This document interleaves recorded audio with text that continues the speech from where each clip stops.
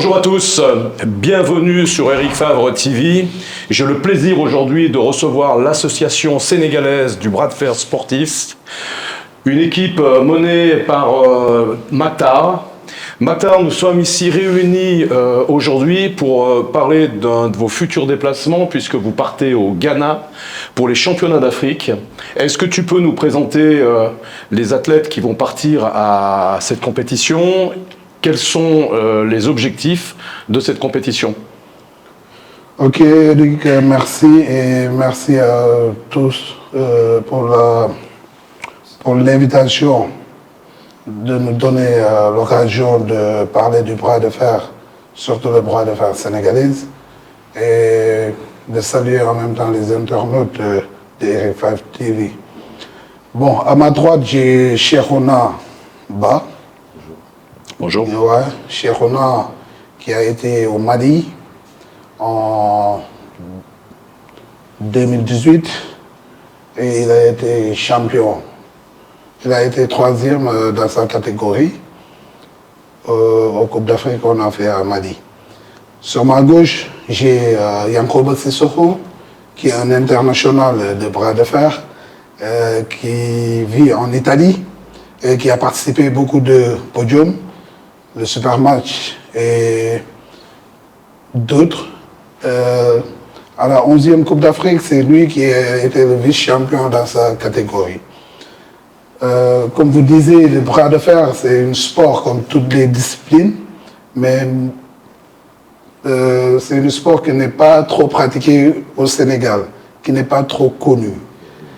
Cette année-ci, on doit aller au 12e Coupe d'Afrique à Ghana, Accra, pour la qualification du Coupe du Monde et les Jeux africains 2024. C'est ça l'objectif qu'on doit aller faire. D'accord, Maktar. Donc le bras de fer, effectivement, on a tous fait quand on était gamin le bras de fer un petit peu pour mesurer notre force et défier un petit peu le copain qui voulait nous voler la copine, pour montrer que c'était nous les plus forts. Ouais. Bon, c'est un sport qui est très populaire en fait dans la connaissance, mais c'est vrai qu'il est dans le domaine sportif, il est très peu connu, très peu pratiqué. C'est vrai également en France, puisque moi j'ai aidé le bras de fer en France, qui était très peu connu, et ça c'est vraiment développé de manière assez rapide, parce que quelque part c'est un sport qui est où ça ne demande pas énormément d'argent pour pouvoir le pratiquer. Il nous faut une table et un petit peu de matériel pour s'entraîner, et puis après c'est beaucoup de travail d'entraînement. Et c'est vrai que quand on ne connaît pas ce sport, on a l'impression qu'il suffit d'avoir des gros bras pour pouvoir gagner, mais quand on connaît, on s'aperçoit que c'est un sport qui est très technique. Comment l'association aujourd'hui sénégalaise de bras de fer sportif est organisée pour pouvoir justement démocratiser, faire connaître ce sport, cette discipline, et aider les jeunes à pouvoir la pratiquer de manière performante? Ok, comme vous disiez, l'association de bras de fer sportif du Sénégal, ça date plus de 15 ans. Nous sommes en train de former des jeunes pour qu'ils puissent pratiquer ce sport. Mais c'est un peu difficile. Ouais, un peu difficile dans le sens que moi-même, je me demande, est-ce que je ne vais pas te poser une question? Comment, M. Eric Favre, le fait de ne pas connaître Maktar le rencontre sur un lieu, il parle, les problèmes qu'ils ont Nous avons des problèmes sur le bras de fer. Le jour que je vous ai parlé du bras de fer, vous n'avez même pas pensé. Subitement, vous nous avez aidés. Le pourquoi, M. Eric Favre, il n'a pas cherché qui est Maktar. Tu nous as aidés sans... Ouais. Alors Maktar, je savais indirectement qui tu étais, puisque tu es le beau-frère de Mgoné qui tient le club Mbour Training. Ouais. Donc tu n'étais pas complètement inconnu à mes yeux, puisque tu avais été conseillé par Mgoné qui m'avait parlé de toi et de ta volonté de développer l'association du bras de fer. Bon, moi tu connais ma position aujourd'hui au Sénégal et dans le milieu du sport, c'est d'aider tous les sports sports qui ont du mal à croître, parce que malheureusement aujourd'hui le football, le basket et tous ces sports absorbent toute l'attention et tous les budgets des États, des gouvernements et des télés et des sponsors, et que beaucoup de sports comme le bras de fer, comme les strongman, le bodybuilding, le sport de combat et plein d'autres sports sont laissés à l'abandon. Et on en oublie quand même que le Sénégal est un pays où il y a 50% de la population qui a moins de 25 ans et qui ne sont pas tous formés ou ont envie de faire du football et du basket et qui ont envie de pratiquer d'autres sports, mais ils n'y ont pas accès parce qu'il n'y a pas grand-chose, on ne vous aide pas.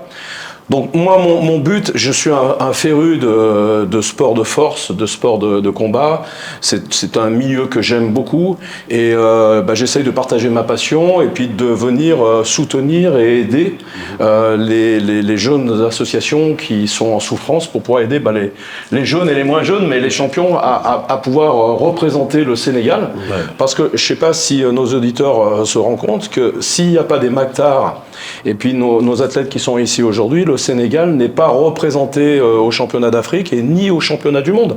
C'est notre pays tout entier qui n'est pas représenté dans une discipline sportive qui certes n'est pas très connue ici en Afrique et un peu moins et pas trop en Europe aussi, mais qui est très très très réputée, très populaire dans tous les pays de l'Est, aux États-Unis, en Amérique latine et dans beaucoup d'autres pays, et où le Sénégal a sa place. On a des champions potentiels, mais il faut pouvoir les accueillir et les aider. Donc c'est pour ça, au vu de ce que vous faisiez tous ensemble, que j'ai eu envie de vous accompagner et puis vous permettre, vous aider pour partir au Ghana un petit peu plus nombreux pour pouvoir avoir une chance d'être sélectionné au championnat du monde, tout simplement. Ouais, pour ça, on vous remercie et au nom de l'association et au nom de tous les ferristes sénégalais.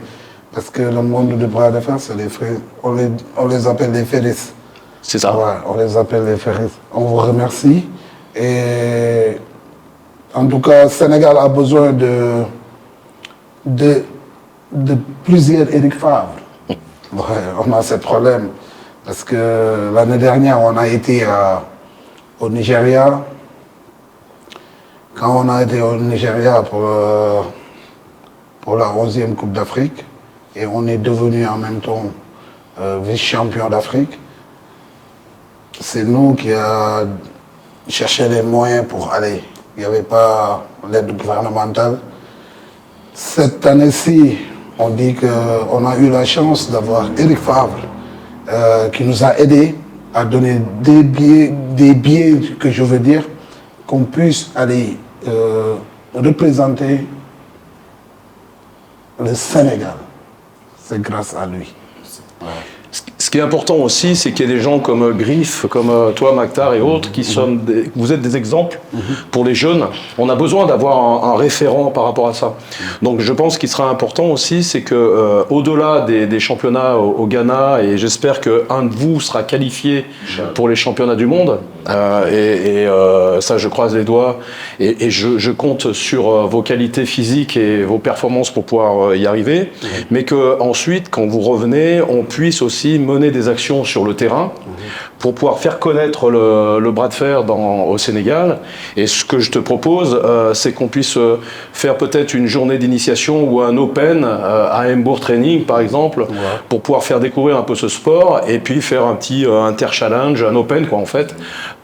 Un truc un peu sympa pour faire connaître ça, et Eric Favre TV sera bien sûr ici pour filmer et commencer à diffuser, et puis commencer à peut-être à faire des tables qu'on puisse remettre dans d'autres clubs pour que les clubs de bras de fer se diffusent un petit peu dans tout le pays au Sénégal, parce qu'on a vraiment de belles choses à faire là-dedans, et c'est un sport qui permet de canaliser aussi l'énergie des jeunes, et vaut mieux les voir sur une table de bras de fer qu'en train de jeter des pavés et des cailloux dans les rues, où on sait que de jeter des cailloux, ça change rien dans la vie, malheureusement, mais que quand on peut devenir un champion, ça peut changer des choses dans nos vies. C'est très important.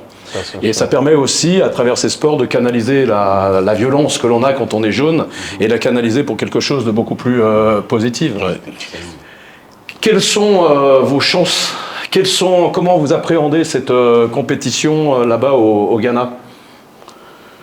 Ouais, bon, je laisse un peu Cheikhouna, Vous y allez pour gagner. Là. ça c'est sûr. Pour gagner. Moi, je suis là-bas pour gagner. Sur ma catégorie, je vais être champion, Inch'Allah. Et qualifié à la Coupe du Monde. Pour moi, pour moi c'est OK. Vous savez qu'on a un challenge. Hein. S'il y a un de vous qui est qualifié pour les championnats du monde, on va aller encore plus crescendo. Tu sais que pour être qualifié, c'est du travail, de concentration. Il faut vraiment vous concentrer là-dessus. On a la conscience de tout cela. Ouais, c'est important. Je pense que moi aussi, je vais aller pour gagner. Je vais aller pour participer aussi pour gagner la médaille d'argent. Inch'Allah, si Dieu le veut bien, je veux être le champion. Oui. Donc, en tous les cas, Maktar, tout a été très vite parce qu'il y avait urgence. Bon, c'est pas une chose programmée, une chose. J'ai même pas écrit pour qu'ils nous accompagnent, pour qu'ils nous sponsorent. Bon, il a été humble, ouvre ses portes. Quand je lui ai expliqué notre problème, il n'a pas pensé deux fois. Le jour J, il nous a donné les moyens pour aller défendre ce qu'on dit, pour aller combattre, gagner et aller aux Coupes du Monde. Et je sais que si une personne te donne, comme il le dit en Wolof, donc lui, il nous a accompagnés pour aller qualifier aux Coupes du Monde. Une fois qu'on se qualifie aux Coupes du Monde, il va nous accompagner pour préparer les Coupes du Monde. Et moi, j'aimerais faire un peu de témoignage sur lui, parce que moi, je le connais. Moi, je l'ai fait aider le kickboxing, et il a organisé une compétition. Moi, je l'ai vu, moi, j'étais là-bas. Ah oui, ça aussi, je l'ai vu. Aider les lutteurs. C'est un bon gars. C'est un bon gars. Et on vous remercie pour tout ça là aussi. C'est moi qui vous remercie aussi. Une brave personne.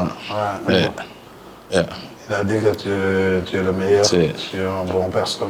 Donc, moi, je vous encourage à nous suivre sur Eric TV, attendre le retour du Ghana. On se retrouvera probablement entre le 10 et le 15 juillet pour cet Open que l'on fera à Hambourg. Et on fêtera, j'espère, une qualification pour les championnats du monde. Donc, en tous les cas, tous les auditeurs de Eric TV et toute mon équipe et moi-même, on vous encourage pour cette compétition. On vous souhaite beaucoup de force, beaucoup d'amour et beaucoup d'énergie. Et puis de belles victoires. Merci. Et je ne peux pas être là sans saluer la famille qui est derrière nous. La famille, quand je parle de la famille, c'est l'association. Que derrière nous, il y a le coach de l'ombre qu'on appelle Diallo. Diallo qui se donne beaucoup pour le bras de fer du Sénégal, et le grand Matar Konaté, et en même temps le président Beng, donc, et les autres ferristes, les autres athlètes qui ne sont pas partis avec nous. On est en train d'organiser, mais j'espère que la prochaine fois, on va avoir l'occasion de porter plus d'athlètes, parce qu'il y a des jeux. C'est le but. C'est ça le but. Et de toute façon, on salue tout le monde, l'association, tout le monde. On salue encore Eric Fabre et on lui dit encore merci Eric. Djeredjeuf. Merci à vous. Merci beaucoup. On retrouve nos amis dans quelques temps. Je vous souhaite une bonne journée. À très vite. Ok.